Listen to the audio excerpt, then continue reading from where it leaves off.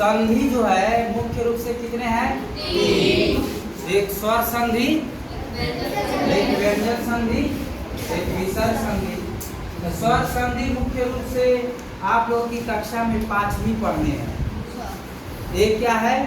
दीर्घ है, वृद्धि है, गुण है, आयादी है। कितने हुए?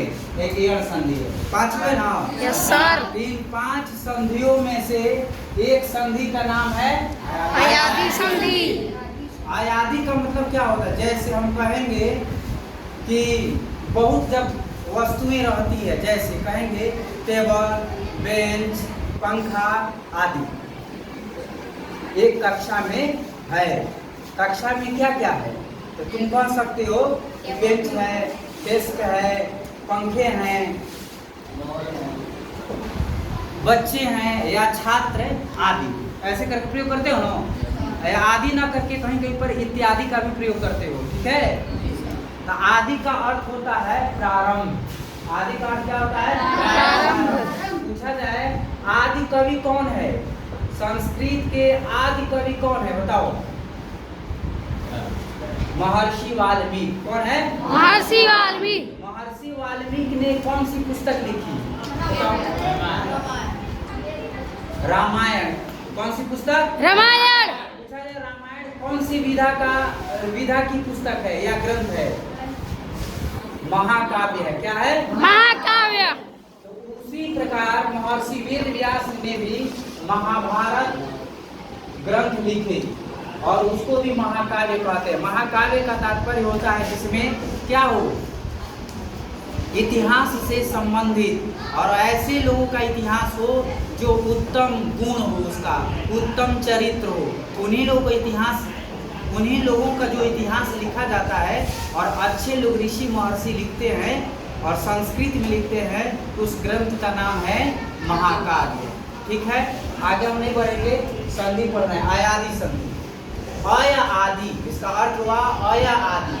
तो उस आयादी संधि का सूत्र है आयादी संधि विधायक सूत्र है या आयादी संधि किसे कहते हैं? तो सूत्र की भाषा में बोलेंगे एचो यवा यावा, एचो यवा यावा। इसका भी जब संधि करेंगे तो बन जाएगा क्या? एचह हम अय वा यावा। फिर ये क्या है? अय वा यावा क्या है? इसका भी संधि करेंगे, तोड़ेंगे। संधि मतलब अलग कर देंगे। इसको भी करेंगे तो क्या हो जाएगा? अ य में क्या है? य में कौन सा स्वर जुड़ा हुआ है? बताओ कौन सा स्वर है जी? अय में अय य में कौन सा स्वर जुड़ा है? अ है कि आ है? बताओ। य में अ है, तो अ को अलग कर दिए तो बच गया क्या? अय।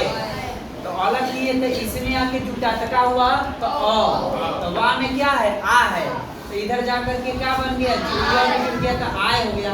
और या में क्या है? आ है तो आ हो गया। इसको तोड़े हैं तो अरे अय वा या व को जब तोड़े हैं या संधि विच्छेद किए हैं तो क्या बना है? अय, अ, आय और आओ। इन चारों को जब मिलाएंगे तो बनेगा क्या? संधि क्या हो जाएगी? अय वा या व। अब प्रश्न है कि आयादी संधि किसे कहते हैं? तो सूत्र की भाषा में सीधे बोल देंगे एचो यवा यावा। जब इसका हिंदी में अर्थ क्या होगा तो कहेंगे एच का क्या हो जाता है? एच का अयवा यावा हो जाता है। एच का मतलब क्या होता है? एच प्रत्याहार है। एच क्या है? प्रत्याहार। प्रत्याहार किसे कहते हैं? वर्णों के संक्षेप को क्या कहते हैं? प्रत्याहार कहते हैं। तो एक एच है, एच में कितने वर्ण आते हैं? ए ओ आई और 4 वर्ण आते हैं। इन चारों को समेट देंगे और इसमें आकर के समेट करके बोल देंगे एच है। एच का अर्थ क्या हुआ? बताओ। ए ओ आई अय वा याव को जो जब तोड़ते हैं या संधि विच्छेद करते हैं तो क्या बनता है? अय आय आव। अर्थात दो शब्दों को जब जोड़ेंगे या दो वर्णों को जब जोड़ते हैं तो क्या बनता है? ए को अय बनता है। ओ को औ बनता है, ऐ को आय बनता है, औ को आओ बनता है। कहने का भाव ये है कि आयादी संधि उसे कहते हैं जिसमें दो वर्णों को जोड़ने पर ए का ऐ, ओ का औ, ऐ को आय, औ का आओ हो जाता है, उसे क्या बोलते हैं? आयादी संधि। कहेंगे आयादी संधि किसे कहते हैं? तो आप कह सकते हैं कि जिसमें दो वर्णों को जोड़ने या संधि करने पर ए को ऐ, ओ को औ, ऐ को आय और औ को आओ हो जाते हैं, उसे कौन सी संधि कहेंगे? आयादी संधि। उदाहरण के रूप में देख लेते हैं, नयनम है। अब पूछा जाए नयनम का संधि विच्छेद क्या होगा? तो ने धन अनम क्या बनेगा? ने धन अनम। तो ने में क्या है? कौन सा स्वर जुड़ा हुआ है? ए। न हलंत हो जाएगा और ए लिख देंगे, लिखेंगे ना? Yes sir. धन करेंगे और इसको अनम लिखेंगे। अब न में अब क्या बोले हैं कि आयादी संधि किसे कहते हैं? तो जिसमें ए को आय हो जाए। तो ए तो जब इसको बराबर करेंगे तो न हलन और ए को क्या लिखेंगे? आय। आय इधर अनम है, अब इसको मिला देंगे तो न में अ जुटेगा तब पूरा न हो जाएगा। उसके बाद य में अ जुटेगा तो क्या बनेगा? पूर्ण रूप से य हो जाएगा। फिर उसके बाद न म हले तो क्या बना? नयनम। तो पूछा जाए नयनम का संधि विच्छेद क्या होगा? ने धन अनम। ठीक है, समझ में आएगा? तो हम सभी लोग यह सीखे हैं कि आयादी संधि उसे कहते हैं जिसमें ए का ऐ हो जाता है, ओ का अ हो जाता है, ऐ को आय हो जाता है, औ को आ हो जाता है।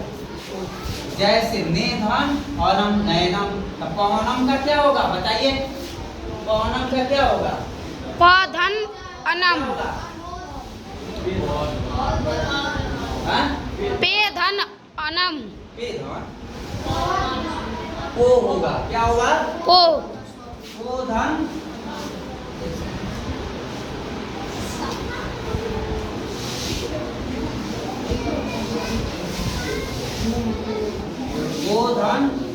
अनम। क में क्या है? कौन सा स्वर जुड़ा हुआ है बताओ? ओ है।